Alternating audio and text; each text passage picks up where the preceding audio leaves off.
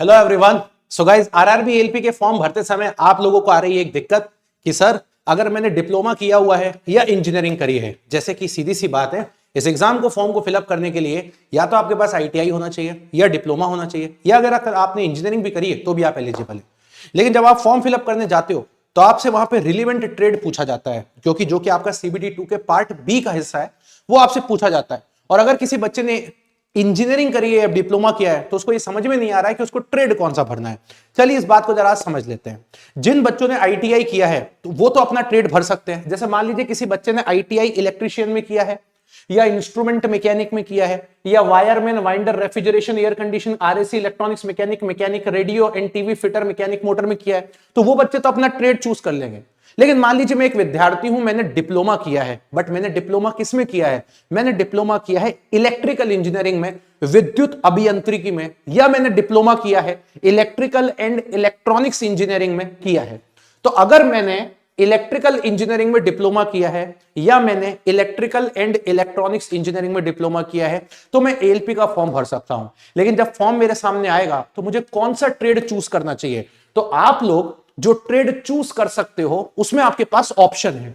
या तो आप इलेक्ट्रिशियन चूज कर लीजिए, या आप इंस्ट्रूमेंट मैकेनिक कर लीजिए, या आप वायरमैन कर लीजिए, या आप वाइंडर आर्मेचर कर लीजिए, आरएसी। ये सारे ट्रेड जो हैं आप लोग रिलेवेंट ट्रेड हैं, इनको आप चूज कर सकते हो। ये आपके पास ऑप्शन है। लेकिन जो बच्चा इलेक्ट्रिकल का है उसको मैं सजेस्ट करूंगा, अगर आपने डिप्लोमा किया है या इंजीनियरिंग करी है तो आप इलेक्ट्रिशियन ट्रेड को चूज करिए। बाकी के ट्रेड्स को आपको हाथ नहीं लगाना है, आप साफ साफ इलेक्ट्रिशियन ट्रेड को चूज करिए और आगे बढ़ जाइए। क्योंकि आपने अपने डिप्लोमा की पढ़ाई में, या जो भी हम लोग डील करेंगे, या आप लोगों ने अपने, मैं बोलूंगा अपनी इंजीनियरिंग की पढ़ाई में जितना भी पढ़ा है उसमें सबसे ज्यादा पार्ट आपने अपने इलेक्ट्रिशियन के पोर्शन को दिया है, तो आप इसको चूज करें। अब चलते हैं मैकेनिकल के बच्चे के पास। एक बच्चा है, उसने मैकेनिकल में इंजीनियरिंग करी है, उसने मैकेनिकल में डिप्लोमा किया है, लेकिन अब वो ट्रेड चूज करने जाता है तो उसको समझ नहीं आता। चलिए तो जरा मैकेनिकल वाले बच्चों के पास भी बहुत सारे ऑप्शन है। Fitter, mechanic motor vehicle, mechanic diesel, turner, machinist, refrigeration, air conditioning, mechanical heat engine, mill whiting, maintenance mechanic, इतने सारे ऑप्शंस आपके सामने खुल जाते हैं। किसी एक ट्रेड को आपको चूज करना है। जैसे अगर आप मुझसे बात करोगे फिटर की, most of the time fitter में जो क्वेश्चंस पूछे जाते हैं वो प्रोडक्शन इंजीनियरिंग के पूछे जाते हैं और सोम के क्वेश्चन पूछे जाते हैं।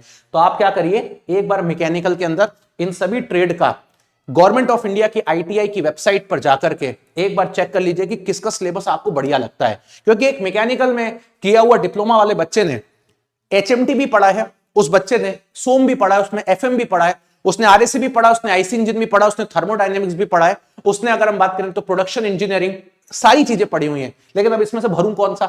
तो कोई एक को फिल करना है तो किसी एक को फिल करना है, तो आप देख सकते हो आपको जो चूज करना है कर लो। जैसे मैंने फिटर का एग्जांपल दे दिया, most of the time fitter के अंदर जो सवाल पूछे जाते हैं वो प्रोडक्शन के पूछे जाते हैं। आपको लगता है आपको फिटर से भर देना चाहिए, आप गो ऑन करिए। अब चलते हैं इलेक्ट्रॉनिक्स ब्रांच के बच्चों के लिए, ईसी ब्रांच के बच्चों के लिए। अब एक ईसी ब्रांच का बच्चा है, एक ईसी ब्रांच का अगर बच्चा है तो उसको क्या भरना चाहिए? तो उसको सिंपल सा एक ही भरना चाहिए। मैकेनिक रेडियो की तरफ ना जाए वो, आप ट्राई करें इलेक्ट्रॉनिक्स मैकेनिक की तरफ, क्योंकि ये वाला पोर्शन आप ज्यादा बेहतर तरीके से कर पाओगे। अगर आपने डिप्लोमा इलेक्ट्रॉनिक्स में किया है या इंजीनियरिंग करी है तो आप इलेक्ट्रॉनिक्स मैकेनिक का फॉर्म, आप इलेक्ट्रॉनिक्स मैकेनिक को ही ट्रेड रखें, ये ध्यान रखें। अब चलते हैं चौथा वैरायटी का बच्चा, जिसके पास इंजीनियरिंग नहीं है लेकिन एचएससी यानी कि 12th 10+2 उसने करा है फिजिक्स मैथ्स में। अब वो क्या भरेगा? तो भाई अगर तुमने फिजिक्स मैथ्स में भरा हुआ है तो आपके पास यहां पर कुछ ऑप्शन खुल के आते हैं, इनमें से आपको जो ठीक लगे उसको आप क्लिक करिएगा।